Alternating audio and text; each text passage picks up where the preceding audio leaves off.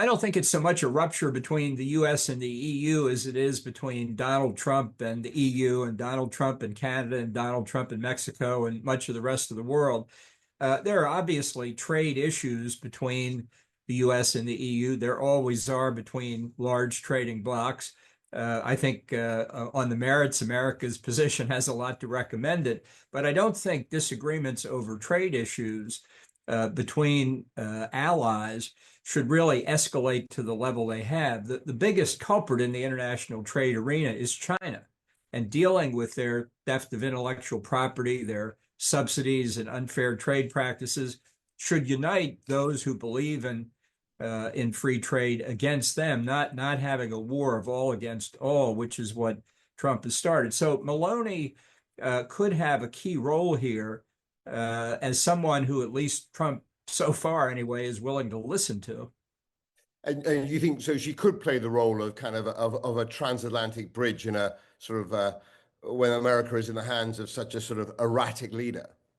Well, I think it's certainly worth a try. Trump sees international relations through the prism of personal relations. So he thinks if he has a good relationship with Vladimir Putin, for example, then the U.S. has good relations with Russia. That's mindlessly simplistic, but that's how Trump thinks. So if he believes he and Prime Minister Maloney have a good relationship, that could lead to productive talks between the U.S. and the EU.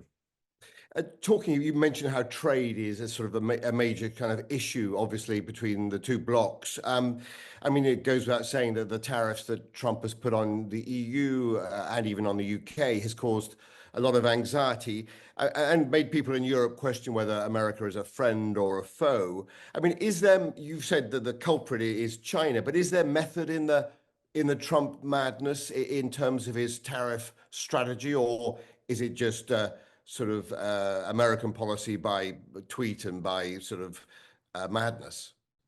Right. Trump doesn't have a philosophy. He doesn't do grand strategy. He doesn't even do policy as we understand that term. This is idiosyncratic, to say the least. That's one reason that his actions have caused so much uncertainty and volatility in financial markets and are likely to do so. You can see that the so-called reciprocal tariffs that he laid out on April the 2nd don't make any sense at all, even in terms of reciprocity. And they're filled with mistakes. The day they were issued, I was in Svalbard, Norway, where everybody there found to their complete surprise that while Norway was being tariffed at 15%, Svalbard was being tariffed at 10%. Nobody in Washington can explain why. And I think this is part of what Europe and other key trading partners should understand. This really is unique to Trump. The American people didn't vote to have a trade war with Europe. And I understand the feelings that people may have on the European side of the Atlantic. But remember, life will go on after Donald Trump. We're almost 3 months in. The good news is only 45 months to go. So before people overreact, let's consider what our long-term interests are and not what this aberrational short-term behavior is. And do you think it's, I mean, even feasible, like Trump talks about renegotiating dozens, perhaps even 100 individual trade deals? You know, the Japanese were in the White House earlier in the week. I mean, Britain obviously is sort of hoping for favorable terms. Is negotiating multiple highly complex trade deals individually in a short space of time, is that even an option? Is that feasible? Well, I don't think so, but I think what Trump may have in mind, because he never loses, he always wins, he always gets the best deal. What you could have, perhaps quickly, are agreements in principle, agreements on broad heads of authority, sort of, that then are followed by more detailed negotiations so that Trump can declare victory. But I think when you get into the specifics, it's just about impossible to do this quickly, and unless there were really sweeping agreements, potentially, say, with the UK, where we just said no tariffs, no non-tariff regulatory barriers, no subsidies. That would level the playing field, but very unlikely to happen. Turning to Iran, an area that you're a specialist in, that you've worked for much of your professional life on. I'm not sure I understand currently the US position. I mean, what is the White House currently demanding of Iran? Well, I don't think people really know at this point. There's as we speak, there's a New York Times article out saying that Netanyahu was prepared to strike as soon as next month, but that a sort of pro-Iran caucus within the White House, led by J.D. Vance and Tulsi Gabbard and Pete Hegseth, persuaded the president not to go ahead with it. I thought it was at least possible in the Trump letter to the Ayatollah Khamenei, now delivered 5 or 6 weeks ago, that may have been in the form of an ultimatum, and perhaps it was at the time. But it looks like we're poised to enter into more negotiations. The second round, led by Steve Witkoff on the American side, will be held in Rome this coming Saturday. I didn't think they were likely to go anywhere if Trump held to the same position he had in the first term. But if this report is accurate, it could be that there are long negotiations ahead between the U.S. and Iran. So do you think there is I mean, does that seem credible to you that there is a rupture within the White House, a schism between those who, would like a sort of maximalist strategy and perhaps even a military campaign, and those who believe that, look, America just has to avoid conflict in the Middle East at all cost? Well, I think that those who are arguing against the use of military force come from the left wing of the Democratic Party, like Tulsi Gabbard. Why she's the director of national intelligence is beyond me. And I think J.D. Vance has just shown he knows little or nothing about foreign policy, nuclear weapons, or Iran.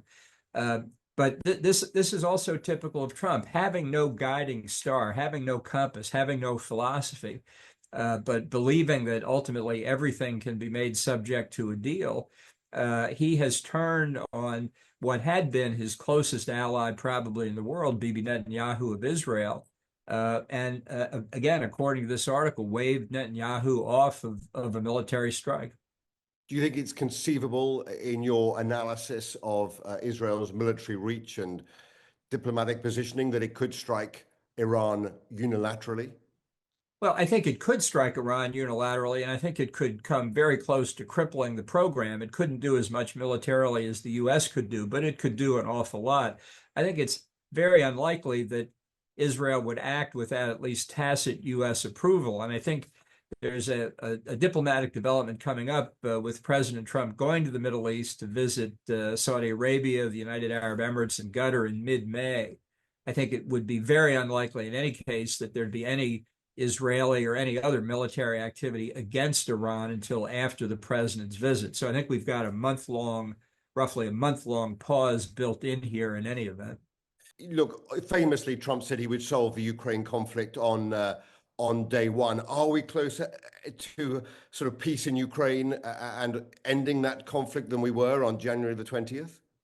No, I think if anything, we're further away from it. It was always unrealistic to think that simply by getting Zelensky and Putin into a room together that you could find a solution to the Ukrainian conflict. But even in Trump's efforts to get a ceasefire, we found that Putin is ignoring him. Putin has benefited from multiple concessions by Trump even before the negotiations began. No full return to Ukrainian sovereignty and territorial integrity, no Ukrainian membership in NATO, no NATO security guarantees for Ukraine.